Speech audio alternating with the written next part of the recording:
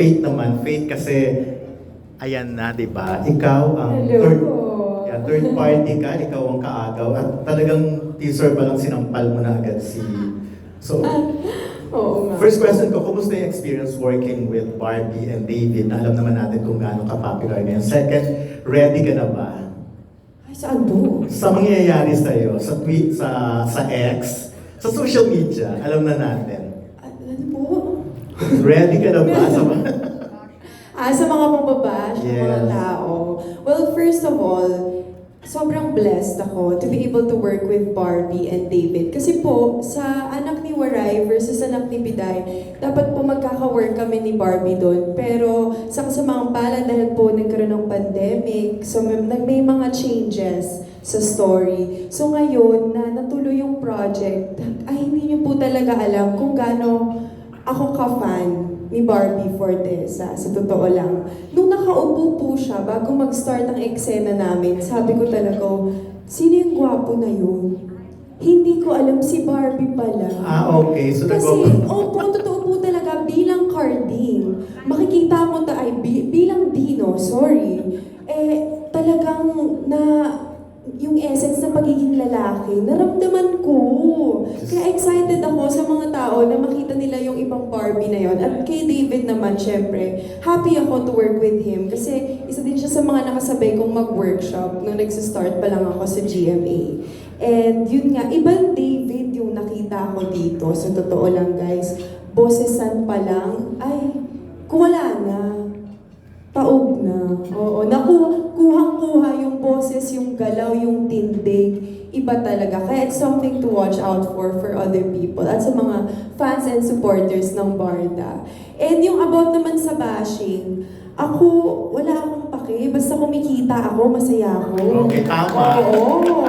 Diba, hayaan natin silang i-bash niyo ako ng i-bash. Yayaman ako ng yayaman! Charos!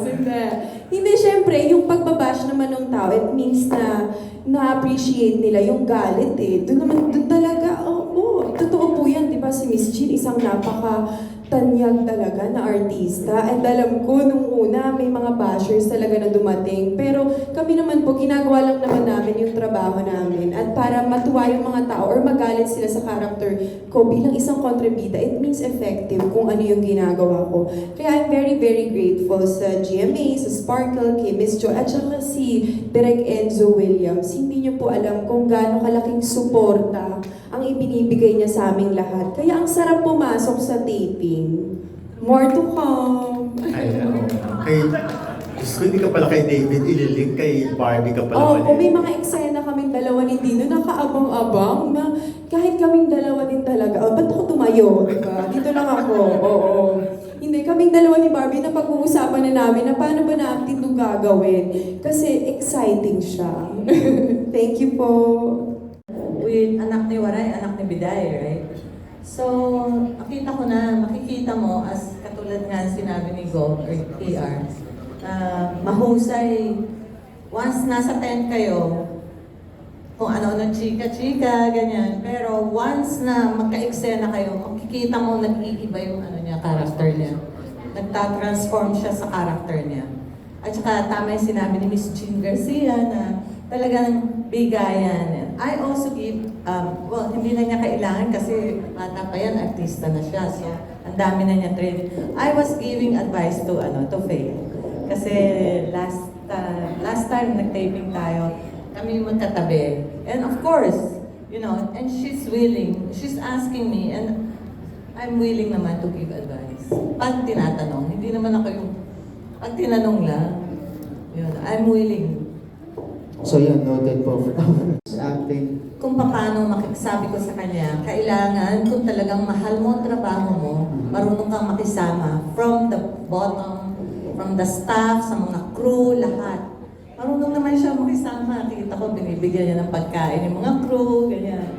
From, not like sa mga crew, pati sa mga kapwa-artista mo, wala dapat kaaway, lahat dapat pinapakisamahan mo. Ultimo sa craft mo, kailangan pag memorize mo yung yung mga lines mo, yung character mo, dapat bago ka pumunta sa set, prepared ka na, alam mo kung ano yung character mo. you're supposed to be professional. At laging prepared, laging di late. Ngayon late ka, buti mas late ka sa akin. Hindi, pero ano si Faith, talagang nakikinig, talaga po, ganito po ba, ganito. Nagtatanong siya. And I'm honored, Faith, na hiningan mo ako ng, ibig sabihin, na yung mga naunang artista, ginagalang mo para hingan ng advice. Thank you. Yeah. Humble ka. Yeah, stay humble. Ganyan dapat.